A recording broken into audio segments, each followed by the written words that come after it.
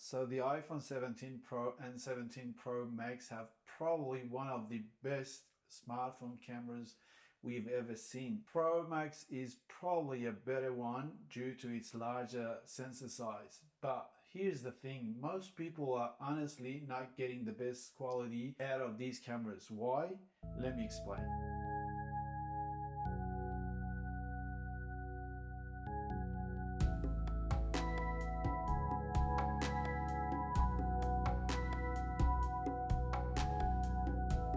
Apple gives you all that crazy camera features, ProRes, HDR, log, 4K 60 cinematic modes, but if your settings aren't actually dialed in properly, your footage can still end up looking average.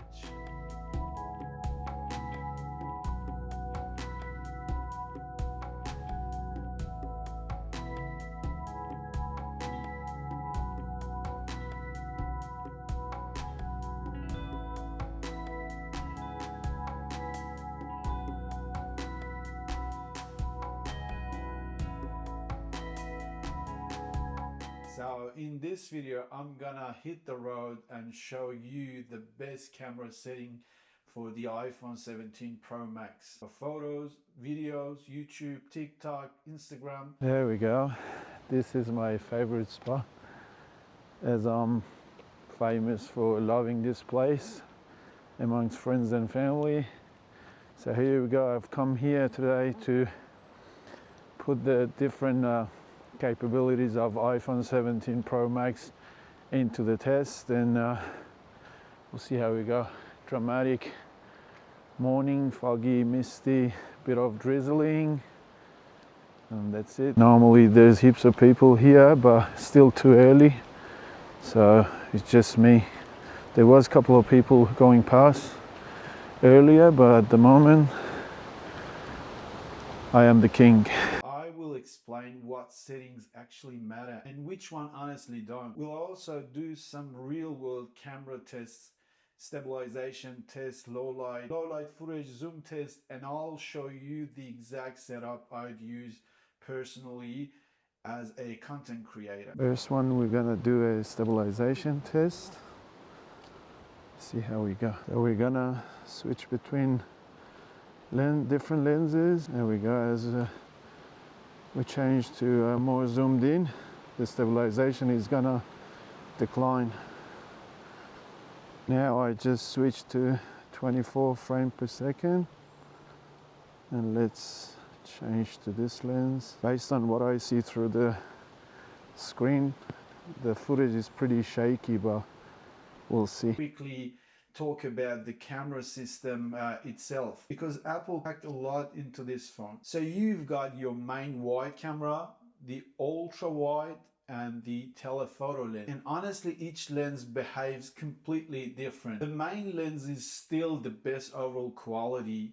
The ultra wide is great for landscape and tight indoor shots, and the telephoto lens is brilliant for getting those clear, compressed, cinematic looking shots.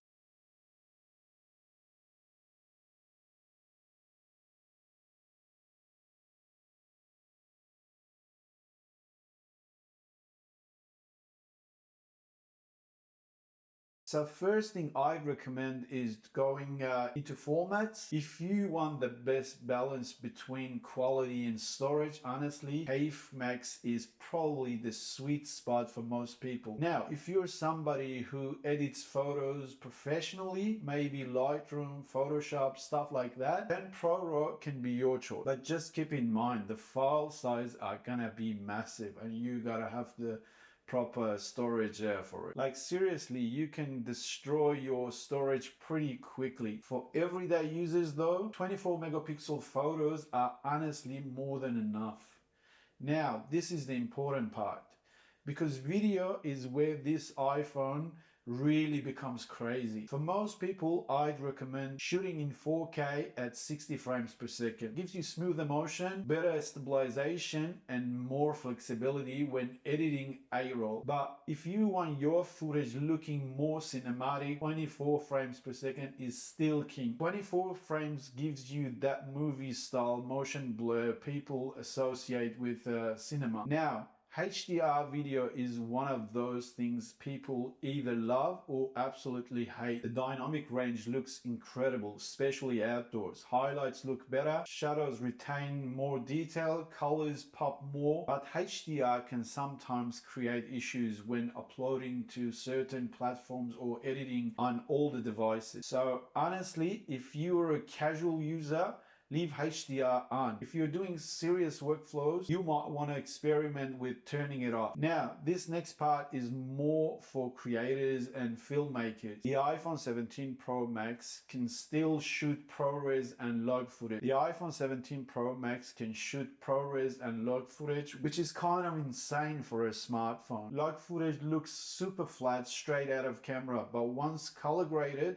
properly, it gives you way more flexibility. But honestly, if you're not editing professionally, you probably don't need it. And ProRes files are absolutely enormous. And depending on which mode you're shooting on, ProRes cannot be available unless you use external storage. One thing Apple absolutely nails every year is stabilization. The stabilization on this iPhone is honestly ridiculously for handheld footage. If you're filming for YouTube Shorts, TikTok, travel content, or just everyday family videos, this thing is unbelievably easy to use. And action mode is actually surprisingly usable now too. If I personally set up this one for YouTube content creation, I would use 4K 60 frames per second for general content and 24 frames per second for cinematic. HDR on, stabilization on, external mic. The main lens still gives the best quality overall, especially in lower light. Now,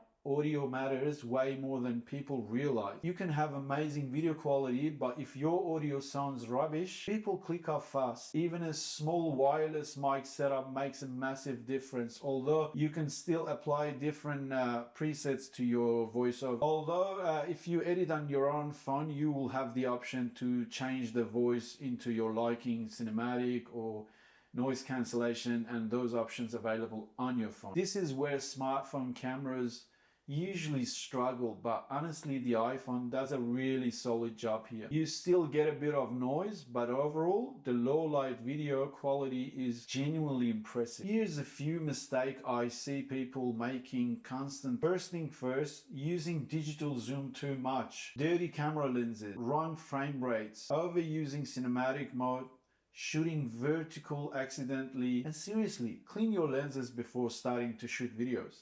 It sounds stupid, but it genuinely changes image quality. So after using the iPhone 17 Pro Max camera properly, I honestly think this is one of the best creator phones ever made, especially for people doing YouTube, TikTok, Instagram, travel videos, business content, short films, etc. But at the same time, the settings matter more than most people realize. You can get amazing footage out of this thing without buying expensive cameras if you actually know how to set it up properly. So hopefully this video helped you out. If it did, subscribe for more tech videos, camera tests, creator tips. Let me know down in the comments what's your favorite feature on iPhone 7 and 17 Pro Max.